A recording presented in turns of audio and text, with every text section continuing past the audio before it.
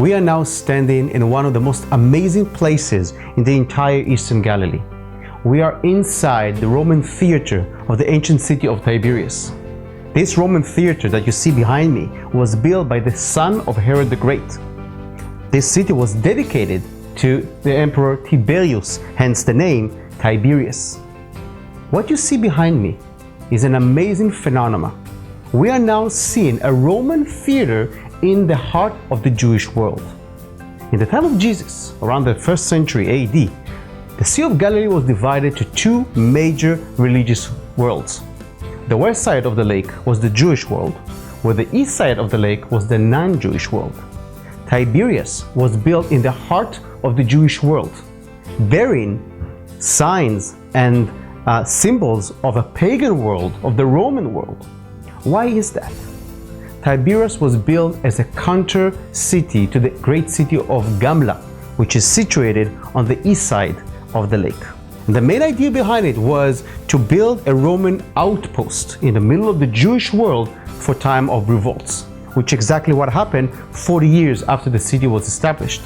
And as an evidence, the city never participated in the great revolt against the Romans. During the 1st century AD, the main source of income for the people who lived around the Sea of Galilee was fishing industry. It is safe to assume that the people who actually dwelled around the city of Tiberias took place in its building during the off-season of the fishing industry.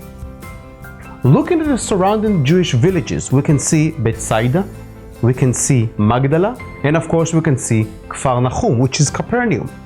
So it is safe to assume that the people who built Tiberias were no other than Jesus' disciples. The city of Tiberias itself is not mentioned in the Bible. It does mention, however, by the name the Sea of Tiberias.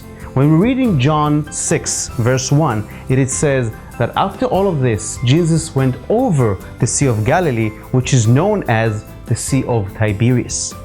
By putting all of this together, we can understand that Tiberias was the most important city in the entire area of the Sea of Galilee.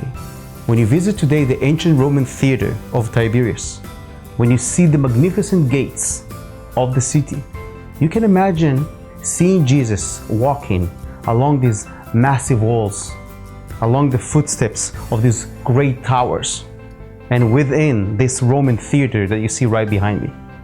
You can imagine him being accompanied by his disciples in his time of need. And this is one of the only places that you can read the Bible between the lines.